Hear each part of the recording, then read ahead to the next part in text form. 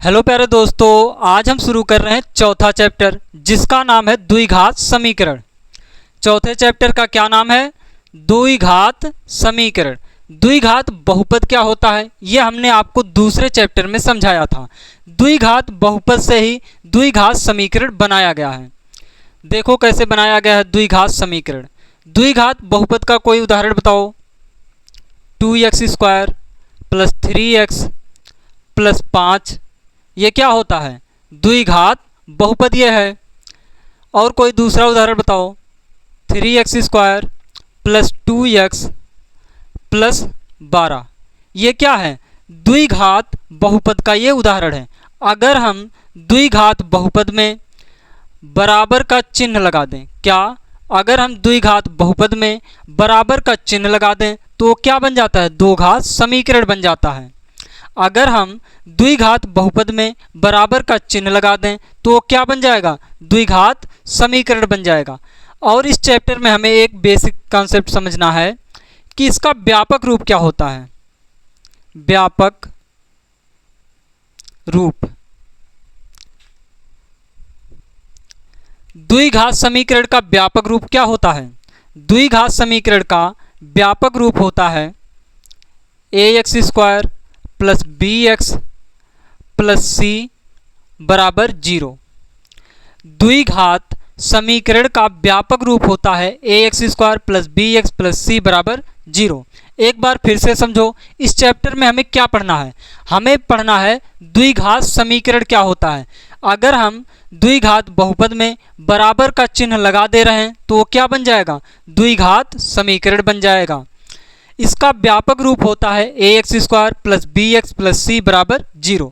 तो 4.1 में बस इतना ही बेसिक कॉन्सेप्ट है। अब हम करते हैं उदाहरण। पहला उदाहरण है, निम्न स्थितियों को गणितीय रूप में व्यक्त कीजिए। हमें जो ये स्थिति दिए गए हैं इनको हमें क्या करना है? गणितीय रूप में व्यक्त करना है, मतलब सिर्फ समीकरण बनाना है। तो पहला क्वेश्चन है, जान और जीवंती दोनों के पास कुल मिलाकर 45 कंचे हैं। जान और जीवंती के पास मिलाकर कुल कितने कंचे हैं? 45 कंचे हैं। दोनों 5-5 कंचे खो देते हैं।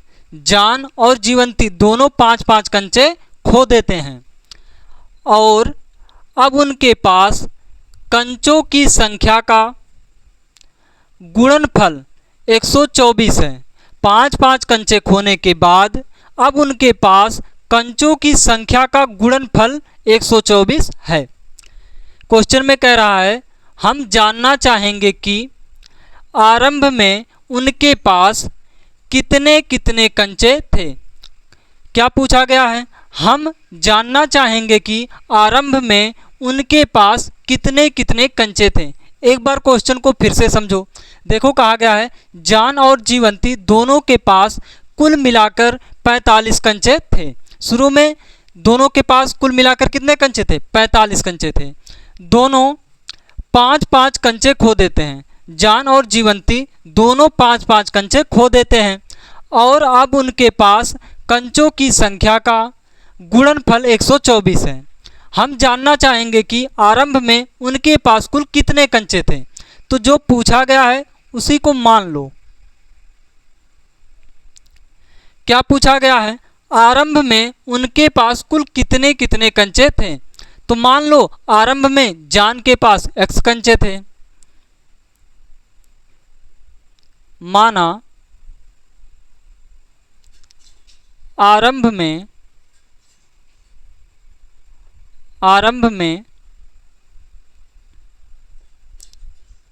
जान के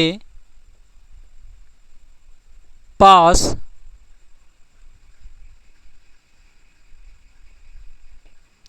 कंचे x थे। हमने मान लिया कि आरंभ में जान के पास कंचे x थे और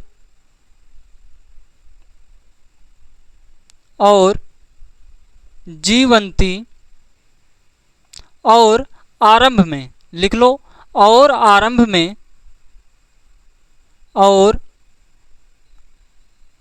में में जीवंती के पास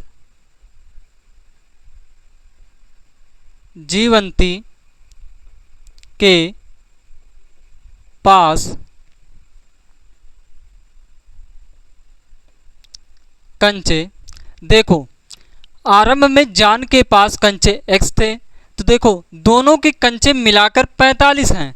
अगर जान के पास x कंचे हैं तो जीवंती के पास कितने कंचे होंगे? 45 में से घटा दो x को, जितने बचेंगे वो किसके कंचे हो जाएंगे? जीवंती के। तो ये हो गया 45 माइनस x। एक बार फिर से समझो, देखो आरंभ में हमने मान लिया जान के पास जो कंचे हैं वो x हैं, तो जीवंती के पास कितने कंचे होंगे? कुल मिलाकर 45 कंचे थे, तो 45 में से x को घटा दो, जो बचेगा वो किसकी कंचे हो जाएंगे? जीवंती के। अब लिख दो प्रश्नानुसार।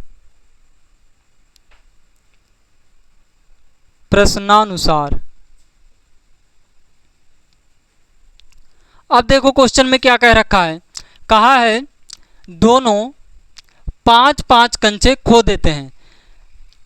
जान ने भी 5 कंचे खो दिए और जीवंती ने भी 5 कंचे खो दिए। अभी कितने कंचे हैं जान के पास? x कंचे हैं। जान ने 5 कंचे खो दिए, तो कितना बचेगा? x minus 5। और जीवंती के पास अभी कितने कंचे हैं? 45 माइनस x। जीवंती ने कितने कंचे खो दिए? 5 कंचे इन्होंने भी खो दिए, कितना बचेगा? 45 माइनस x। इसने 5 कंचे और खो दिए, तो कितना हो जाएगा? -5। अब देखो क्वेश्चन में क्या कह रखा है, खो देते हैं और अब उनके पास कंचों की संख्या का गुणनफल, यानी कि अब जो कंचे बचे हैं उनकी संख्या का गुणनफल, इनका गुणनफल कितना है? 124 है। कितना है? 124 है। अब इसे सॉल्व कर लो। ये हो गया x माइनस 5। 45 में से 5 घटा दो, कितना बचेगा? 40 माइनस x बराबर आ गया 124। इसको अब सॉल्व करो। x का गुणा इसके साथ कर लो और इसके साथ कर लो, 5 का गुणा इसके साथ कर लो और 5 का गुणा इसके साथ कर लो। जब x का गुणा इसके साथ करो कितना हो जाएगा? 40 x हो जाएगा। कितना हो जाएगा? 40x। x का गुणा जब इसके साथ करोगे कितना हो जाएगा? माइनस का x स्क्वायर हो जाएगा। 5 का गुणा इसके साथ करोगे तो कितना हो जाएगा? माइनस का 40 पच्चे कितना होगा? 40 पच्चे हो जाएगा 200। 5 का गुणा इसके साथ करो, देखो जब इसके साथ करोगे तो माइनस माइनस क्या हो जाएगा? प्लस 5x बराबर 124। एक्स स्क्वायर को आगे लिख लो, क्या हो जाएगा? माइनस का एक्स स्क्वायर। देखो प्लस का 40x और प्लस का 5x कितना हो जाएगा? प्लस का 45x। देखो माइनस का 200 है, लिख दो माइनस का 200। 124 को इधर ले आओ, कितना हो जाएगा? माइनस का 124 बराबर 0। ये हो गया माइनस का एक्स स्क्वायर प्लस का 45x। देखो माइनस का 200 और माइनस का 124 कितना हो जाएगा? माइनस का 324 बराबर 0। अब एक काम करो, माइनस से इस समीकरण में गुणा कर दो जिससे यहां से माइनस हट जाए। जब माइनस से गुणा करोगे तो क्या हो जाएगा? ये हो जाएगा एक्स स्क्वायर, यहाँ पर प्लस है तो क्या हो जाएगा? माइनस, माइनस का 45x। यहाँ पर क्या हो जाएगा? प्लस, प्लस 324 बराबर 0। देखो क्वेश्चन में इतना ही कह रखा है कि गणितीय रूप में व्यक्त कीजिए, मतलब समीकरण के रूप में बनाना है। बस इतना ही हमारा आंसर हो गया। लेकिन जब पेपर में पूछेगा तो ये नहीं लिखेगा कि इसको गणितीय रूप में व्यक्त कीजिए, कहे सिर्फ ये क्वेश्चन देगा और हमें ज्ञात करना पड़ेगा कि आरंभ में जान और जीवंती के पास कितने कितने कंचे थे। तो ये हमें पेपर में सॉल्व करना पड़ेगा, तो इसलिए यहाँ पर सॉल्व कर लो। इसका गुणनखंड करो, क्या हो जाएगा गुणनखंड? X square. देखो 45 को ऐसा तोड़ो कि जोड़ने या घटाने पर 45 आए, गुणा करने पर 324 आ जाए। इसको तोड़ो, कितने पर टूटेगा? माइनस का 36x और माइनस का 9x, कितना हो जाएगा? माइनस का 36 और माइनस का 9, माइनस का 45 हो जाएगा। और इसका गुणा करोगे तो 324 आएगा, बराबर 0। इन दोनों में कॉमन क्या है? x, कॉमन कर लो। x माइनस यहाँ पर क्या बचा? 36। यहाँ पर भी क्या आएगा? x माइनस 36 ही आएगा। तो यहाँ पर हम कॉमन क्या करें? माइनस का 9, बराबर 0। तो ये हो गया एक कोष्टक में x माइनस 9, दूसरे कोष्टक में x माइनस 36, बराबर 0।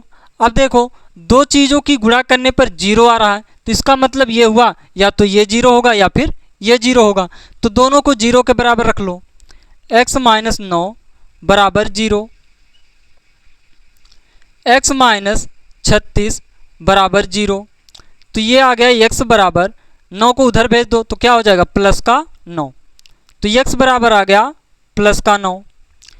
36 को उधर भेज दो तो x बराबर आ जाएगा 36। क्या आ गया? 36। तो इस क्वेश्चन को एक बार फिर से देखो। देखो कहा गया था जान और जीवंती दोनों के पास कुल मिलाकर 45 कंचे हैं। तो हमसे पूछा गया था आरंभ में उनके पास कितने कंचे हैं ये बताइए। तो हमने मान लिया आरंभ में जान के पास x कंचे हैं। अगर जान के पास x कंचे हैं तो जीवंती के पास कितने कंचे होंगे? कुल मिलाकर 45 थे। 45 में से जान के कंचे को घटा दो, जो बचेगा वो क्या हो जाएगा? जीवंती के कंचे हो जाएंगे। तो ये हमने मान लिया। फिर हमने लिख दिया प्रश्नानुसार। क्वेश्चन में कह रखा है कि दोनों 5-5 कंचे खो देते हैं। तो पहले जान के पास x कंचे थे, उसने 5 कंचे खो दिए, तो कितना बचा? x minus 5। जीवंती के पास 45 माइनस x कंचे थे, उसने 5 कंचे खो दिया, तो कितना बचा? 40 माइनस x। फिर इनको हमने सॉल्व किया तो ये दो घात समीकरण बन गया। बस क्वेश्चन में इतना ही कहा था, इनको गणितीय रूप में व्यक्त कीजिए। मतलब इसको हमें समीकरण के रूप में बनाना था, जो कि हमने बना लिया। लेकिन पेपर में क्या करेगा? पेपर में ऐसे नहीं पूछेगा कि गणितीय रूप में व्यक्त करो। सीधा ये क्वेश्चन देगा और हमें जान के पास कितने कंचे थे और जीवंती के पास कितने कंचे थे ये निकालना पड़ेगा। इसलिए हमने इसका गुणनखंड कर लिया। जब गुणनखंड किया तो x का वैल्यू 2 आया, x का वैल्यू एक आया 9, दूसरा आया 36। तो यहाँ से क्या पता चल रहा है? यहाँ से ये पता चल रहा है कि जान के पास 9 कंचे थे और जीवंती के पास 36 कंचे हैं। तो इसे लिख दो। अतः आरंभ में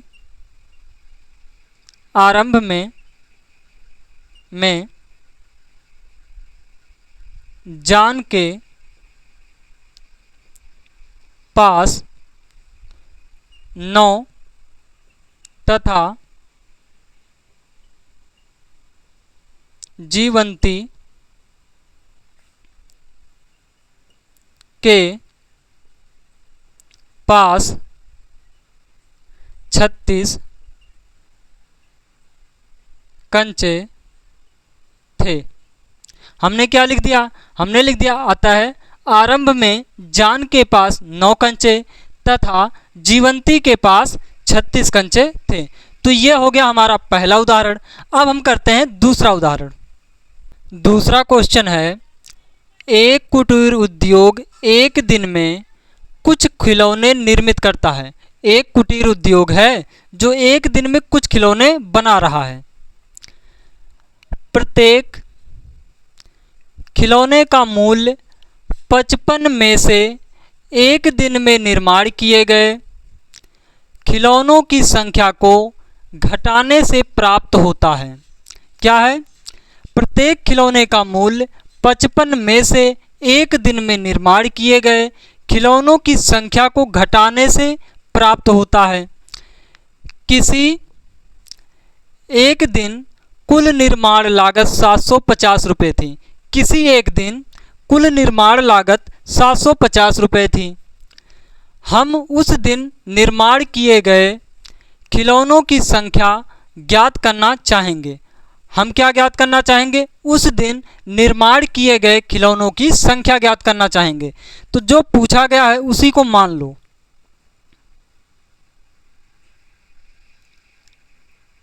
क्या पूछा गया है?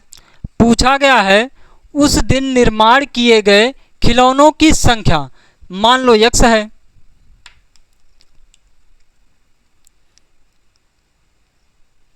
माना उस दिन निर्माण किए गए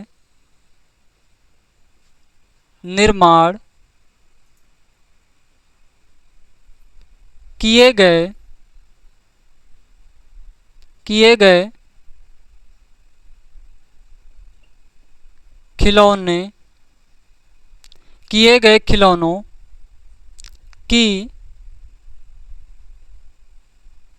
संख्या x है। हमने मान लिया उस दिन निर्माण किए गए खिलौनों की संख्या x है। और क्या कह रखा है? कहा है प्रत्येक खिलौने का मूल्य 55 में से एक दिन में निर्माण किए गए खिलौनों की संख्या को घटाने से प्राप्त होता है। क्या कहा है? उस दिन प्रत्येक खिलौने का मूल्य, उस दिन प्रत्येक खिलौने का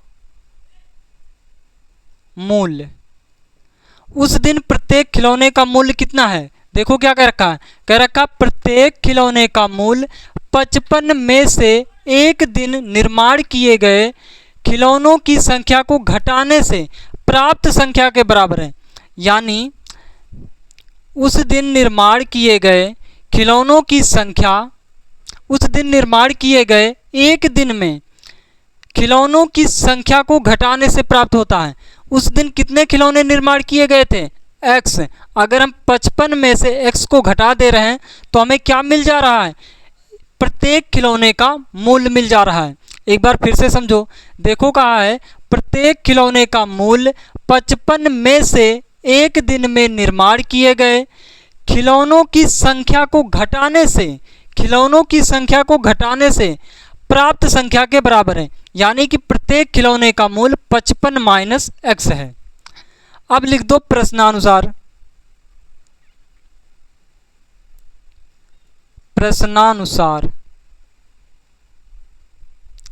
क्या कह रखा है?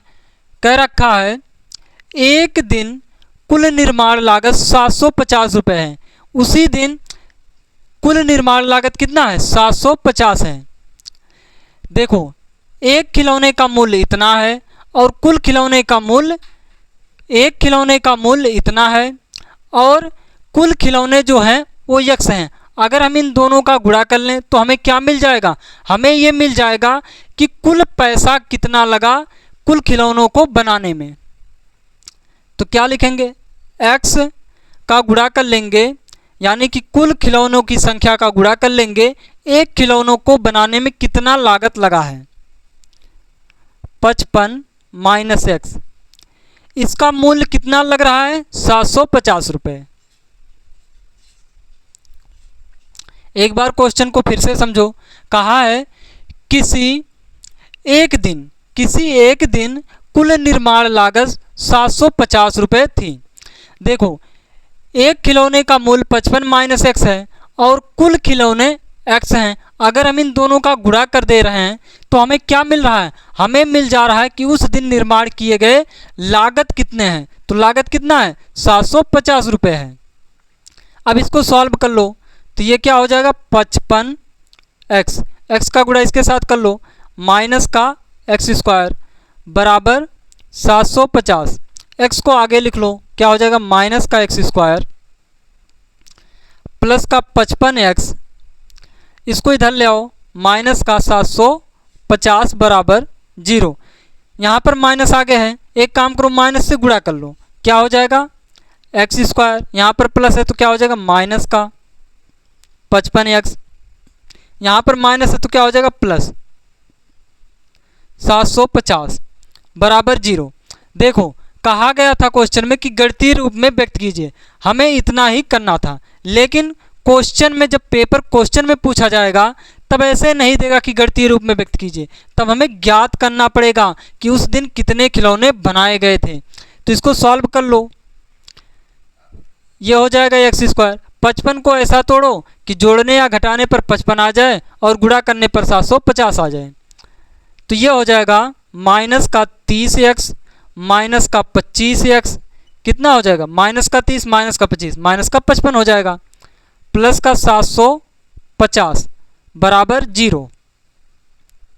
x कॉमन कर लो दोनों में से, क्या हो जाएगा यहाँ पर हो जाएगा x माइनस का 30, यहाँ पर भी आएगा x माइनस का 30, तो यहाँ पर कॉमन क्या करें माइनस का 25 बराबर 0। तो ये हो गया x माइनस 25 एक कोष्टक में, दूसरे कोष्टक में x माइनस 30 बराबर 0। अब देखो दो चीज़ों की गुणा करने पर 0 आ रहा है, तो इसका मतलब ये हुआ या तो ये 0 होगा या फिर ये 0 होगा, तो इनको 0 के बराबर रख लो। x माइनस 25 बराबर 0, x माइनस 30 बराबर 0, तो ये आ गया x बराबर 25 और यहाँ पर आ गया x बराबर 30। तो देखो उस दिन निर्माण किए गए खिलौनों की संख्या कितनी थी, 25 या तो थी या फिर 30 थी, तो इसी को लिख लो। अतः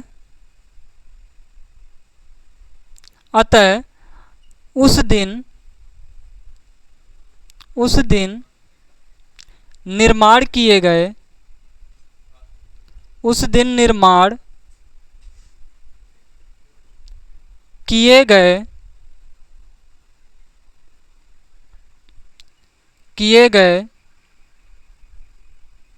खिलौनों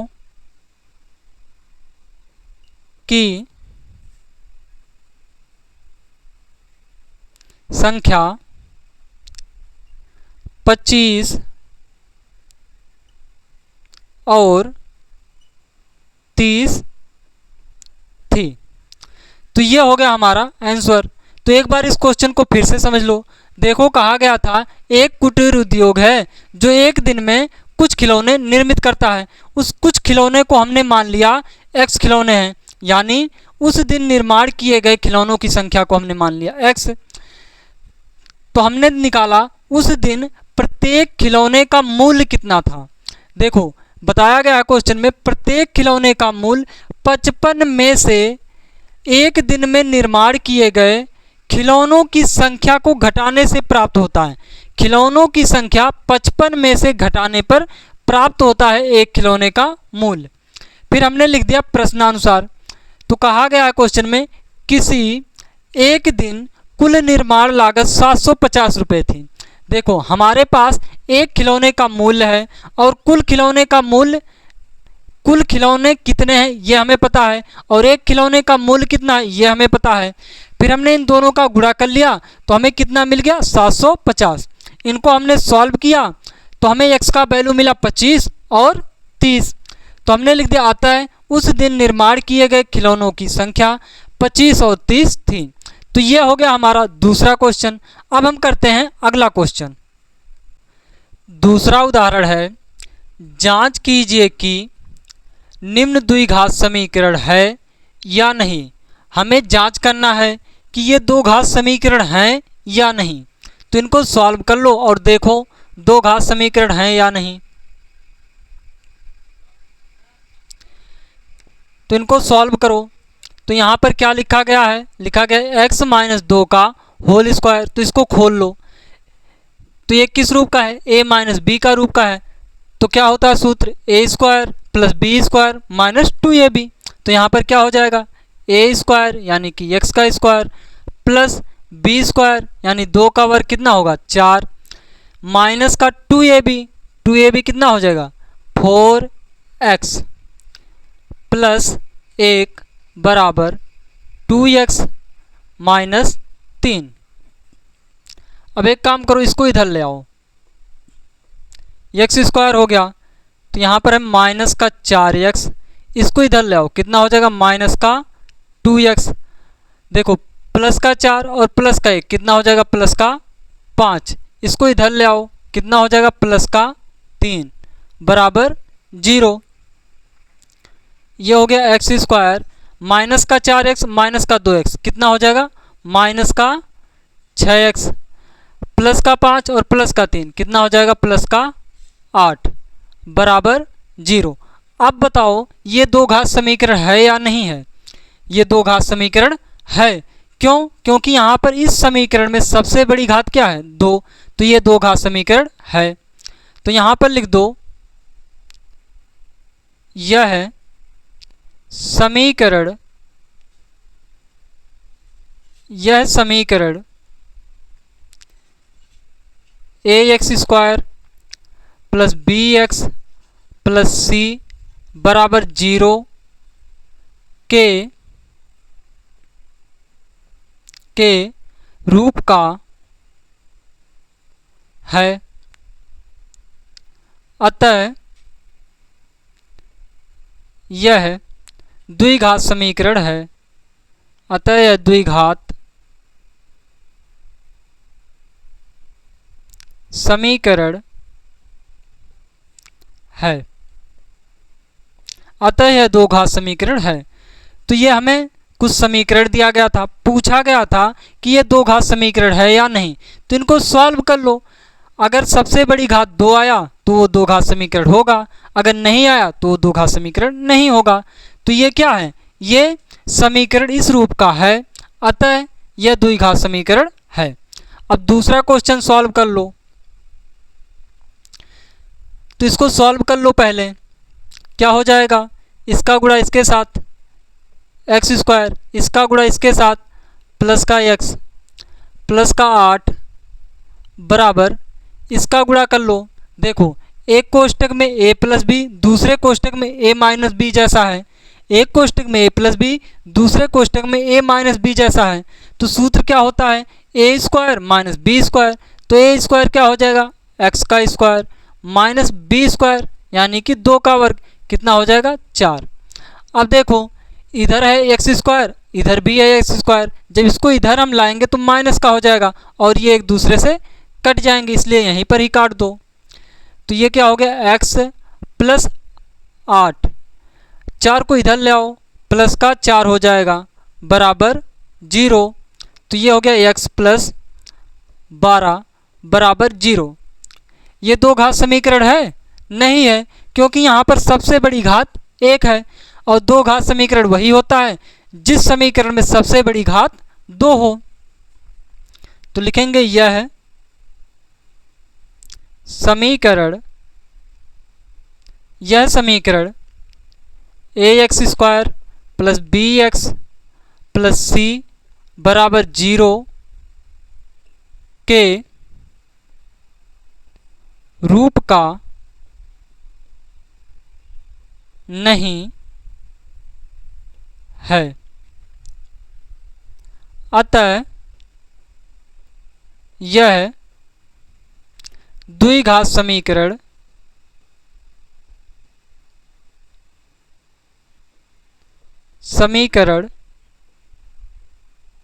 नहीं है। अतः यह द्विघात समीकरण नहीं है। तो यह हो गया हमारा पहला दूसरा क्वेश्चन। अब हम कर लेते हैं तीसरा चौथा क्वेश्चन। तीसरा क्वेश्चन है x कोष्टक में 2x प्लस 3 बराबर एक्स स्क्वायर प्लस 1। तो इसको सॉल्व कर लो। इसको सॉल्व कैसे करेंगे, x का गुणा इसके साथ कर लो, क्या हो जाएगा 2x स्क्वायर, x का गुणा इसके साथ करो 3x बराबर x square plus 1। X square को इधर ले आओ, 2x स्क्वायर, जब ये इधर आएगा तो माइनस का एक्स स्क्वायर हो जाएगा, प्लस का 3x, एक को इधर ले आओ, माइनस का 1 बराबर 0। 2x² में से एक x² घटा दो, कितना बचेगा x² प्लस का 3x माइनस का 1 बराबर 0। अब बताओ ये दो घात समीकरण है या नहीं है? ये दो घात समीकरण है। क्यों? क्योंकि इस समीकरण में सबसे बड़ी घात क्या है? 2 है। लिख दो यहाँ पर तब, यह समीकरण ax² plus bx plus c बराबर 0 के रूप का है। अतः यह द्विघात समीकरण है। अतः यह द्विघात समीकरण है। तो ये हो गया हमारा तीसरा क्वेश्चन। अब कर लो चौथा क्वेश्चन, इसको सॉल्व कर लो। देखो यहाँ पर क्या लिखा है, x प्लस 2 का होल क्यूब बराबर x³ माइनस 4। तो a प्लस बी का होल क्यूब का सूत्र क्या होता है? a³ plus b³ plus 3ab कोष्टक में a प्लस b। तो x का क्यूब करो, कितना हो जाएगा x³ प्लस b³ यानी कि 2 का क्यूब कितना हो जाएगा 8 प्लस 3ab। तो 3 a का वैल्यू x है, b का वैल्यू 2 है, तो 3ab कितना हो जाएगा 3 दूना 6x कोष्टक में x प्लस 2 बराबर x³ माइनस 4। और सॉल्व करो, x³ प्लस का 8 प्लस का 6 का गुणा कर लो 6x², इसका इसके साथ गुणा कर लो 6 दूना 12x बराबर x³ माइनस 4। x³ से x³ कट गया, क्या हो गया 6x²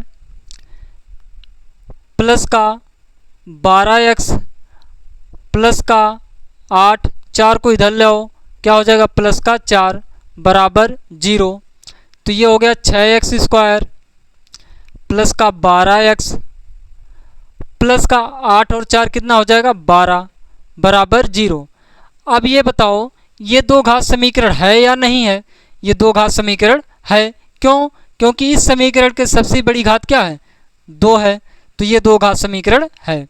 तो लिख दो यहाँ पर, यह समीकरण ax² plus bx plus c बराबर 0 के रूप का है।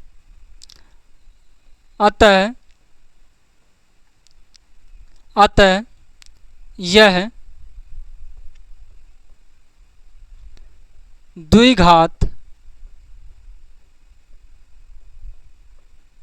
द्विघात समीकरण है।